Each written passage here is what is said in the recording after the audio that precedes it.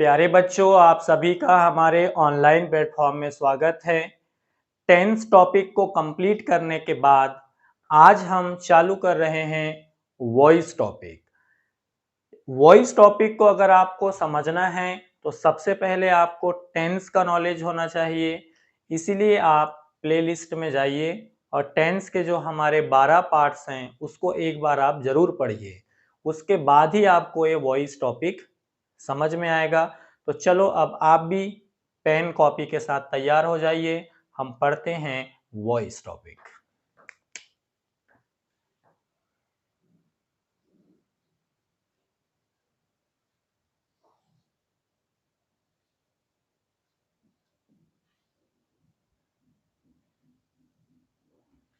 Heading ले लीजिए प्यारे बच्चों आप लोग भी, यूज ऑफ वॉइस।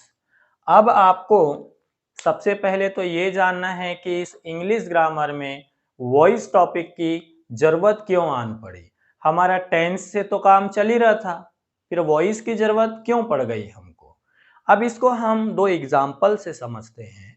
मैं सबसे पहले ये बोलना चाह रहा हूँ कि मैं इंग्लिश पढ़ाता हूँ। तो यहाँ पर आप देख रहे होंगे कि जो काम करने वाला व्यक्ति है वो मैं हूँ, और जो मैं काम कर रहा हूँ वो है इंग्लिश पढ़ाने का काम। तो कुछ सेंटेंस ऐसे होते हैं जिसमें काम करने वाले की वैल्यू ज्यादा होती है, और कुछ सेंटेंस ऐसे होते हैं जिसमें काम की वैल्यू ज्यादा होती है। फॉर एग्जाम्पल, अगर मैं आपको बोलूं कोलंबस ने अमेरिका की खोज की, तो आज के समय में आप मुझे बताइए अमेरिका को कितने लोग जानते होंगे और कोलंबस को कितने लोग जानते होंगे। तो आप बोलेंगे सर अमेरिका का जो है वेटेज ज्यादा है और कोलंबस का वेटेज कम है, क्योंकि अमेरिका को लोग ज्यादा जानते हैं। तो प्यारे बच्चों, इसी चीज के लिए ही हम लोग वॉइस का यूज करते हैं हमारे डेली लाइफ में। ऐसे सेंटेंस जिसमें सब्जेक्ट की वैल्यू कम हो और ऑब्जेक्ट की वैल्यू ज्यादा हो, तो इस प्रकार के सेंटेंस को रिप्रेजेंट करने के लिए हम वॉइस का यूज करते हैं। जैसे मैं एग्जांपल के लिए बोलना चाहूंगा कि मैं दिवाली में कार खरीदूंगा, तो उसमें मेरा वेटेज कम है, कार का वेटेज ज्यादा है। लोग मुझे देखने नहीं आएंगे बल्कि जो मैं कार खरीदूंगा उसको देखने के लिए आएंगे। तो ऐसे बहुत सारे सेंटेंस होते हैं जिसमें कर्म की वैल्यू रहती है और सब्जेक्ट की वैल्यू, कर्ता की वैल्यू नहीं रहती। फॉर एग्जाम्पल, भारत देश में हिंदी बोली जाती है, तो भारत की जो पहचान है वो हिंदी से है। इस प्रकार के जो तमाम सेंटेंस रहते हैं उनको हम रिप्रेजेंट करने के लिए मेरे प्यारे बच्चों हम लोग किसका यूज करते हैं, वॉइस का यूज करते हैं। तो आप यहाँ पर डेफिनेशन के रूप में लिख भी सकते हैं, ऐसे सेंटेंस जिसमें ऑब्जेक्ट की वैल्यू ज्यादा होती है और सब्जेक्ट की वैल्यू कम होती है उसे हम वॉइस कहते हैं। और वॉइस के हम टाइप्स देख लेते हैं, जिस प्रकार से हमने टेंस के टाइप देखे थे।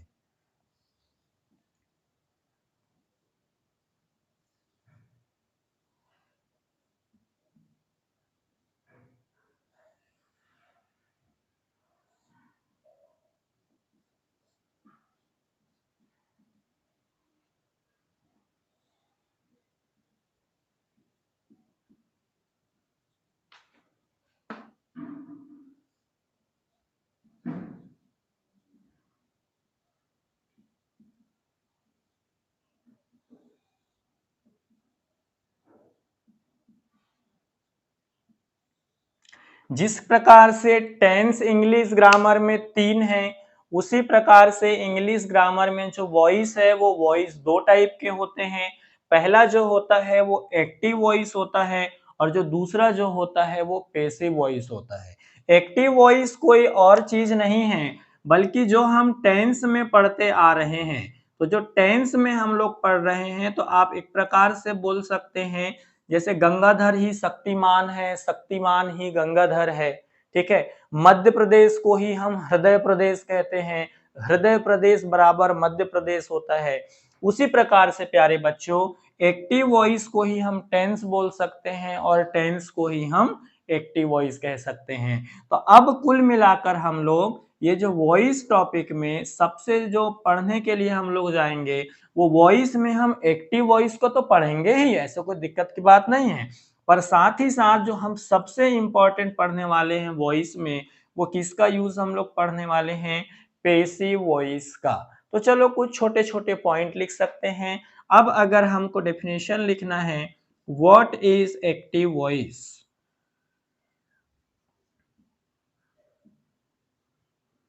साइड हेडिंग ले लीजिए आप लोग, व्हाट इज एक्टिव वॉइस, और इसके बारे में आप लिखिए, स्टार्ट करिए लिखना। हम बोल रहे हैं ऐसे सेंटेंस जो सब्जेक्ट से स्टार्ट होते हैं और ऑब्जेक्ट में एंड हो जाते हैं,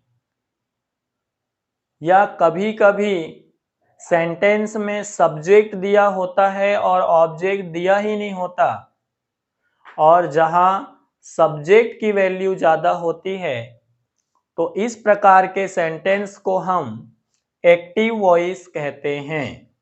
एक्टिव वॉइस का फॉर्मेट लिख लीजिए, subject plus helping verb, main verb और ऑब्जेक्ट।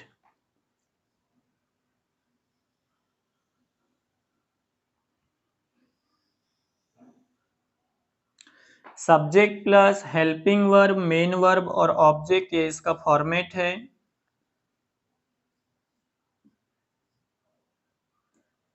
फिर साइड हेडिंग ले लीजिए, what is passive voice, what is passive voice. अब आप पेसिव वॉइस के बारे में लिखेंगे, लिखना चालू करिए, ऐसे सेंटेंस जिसमें सेंटेंस ऑब्जेक्ट से स्टार्ट होता हो, जिसमें सेंटेंस ऑब्जेक्ट से स्टार्ट होता हो और सब्जेक्ट में एंड होता हो, या कभी कभी सब्जेक्ट दिया भी नहीं जाता हो और सेंटेंस में ऑब्जेक्ट की वैल्यू ज्यादा होती हो, तो इस प्रकार के सेंटेंस को हम पेसिव वॉइस मानते हैं। और पेसिव वॉइस का बेसिक फॉर्मेट लिख लीजिए,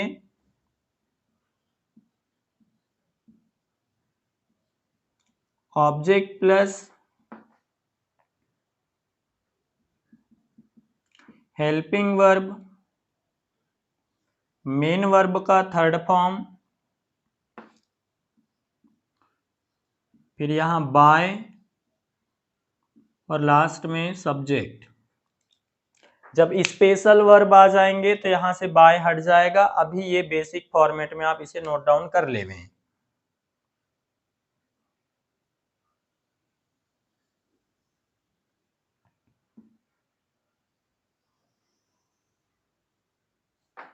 ये तो हमने वॉइस देखा, उसके बाद टाइप्स ऑफ वॉइस देखे, फिर इसमें से हमने एक्टिव वॉइस को समझा, एक्टिव वॉइस का ये बेसिक फॉर्मेट लिखे, फिर हम लोगों ने पेसिव वॉइस देखा, फिर पेसिव वॉइस का हम लोगों ने बेसिक फॉर्मेट लिखे। अब इसके बाद में आप लोग साइड हेडिंग ले लीजिए, इंपॉर्टेंट पॉइंट्स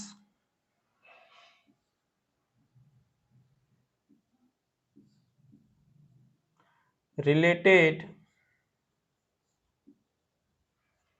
पेसिव वॉइस। आप ऐसे कतई ना समझे कि हम ऑनलाइन पढ़ रहे हैं, आपको जो फैसिलिटी हम ऑफलाइन में देते हैं वही आपको ऑनलाइन में भी पूरे पॉइंट्स मिल रहे हैं।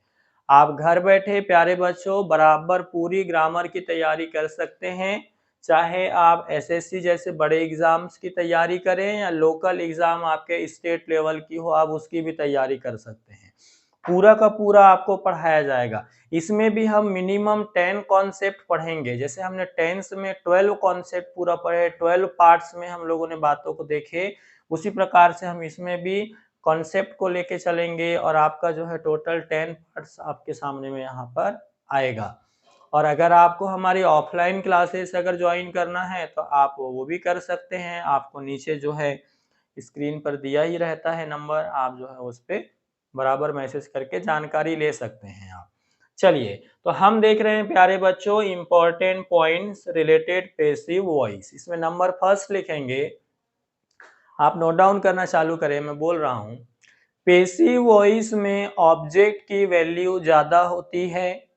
Point number first, passive voice में ऑब्जेक्ट की वैल्यू ज्यादा होती है। पॉइंट नंबर दूसरा,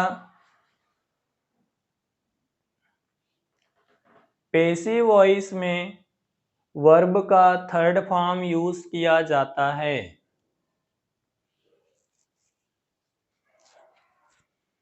पॉइंट नंबर तीसरा, जब हम सेंटेंस को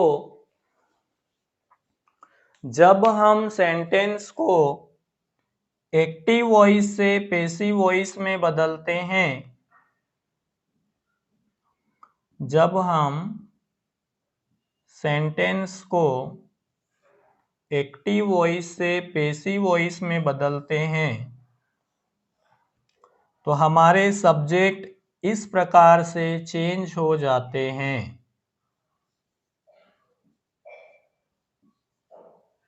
तो हमारे सब्जेक्ट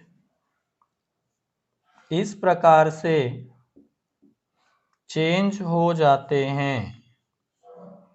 चलो नोट डाउन करना चालू करें।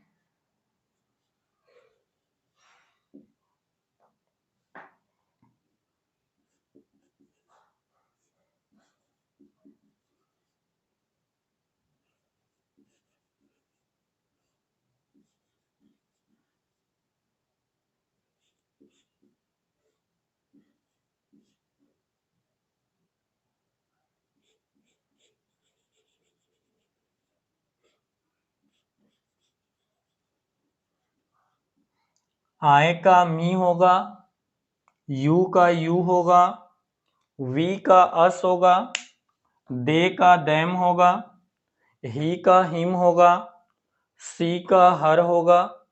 इट जो है जैसे का वैसा रहता है और किसी का अगर नाम दिया है तो वो भी जैसे का वैसा रहता है। इसे आप नोट डाउन करिए।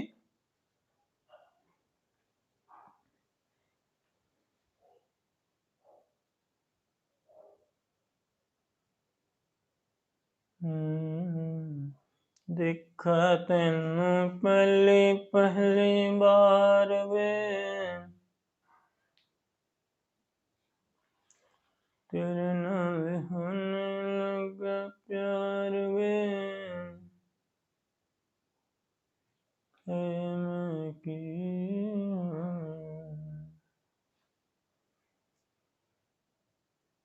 दिल जानिए रब्बा मैनू के। चलिए फिर लिखिए प्यारे बच्चों नेक्स्ट पॉइंट। इंग्लिश ग्रामर में टोटल 12 टेंस होते हैं। इंग्लिश ग्रामर में टोटल 12 टेंस होते हैं। आप देख सकते हैं चार्ट में 12 टेंस, लेकिन इनमें से 8 टेंस का पैसिव वॉइस बनाया जाता है।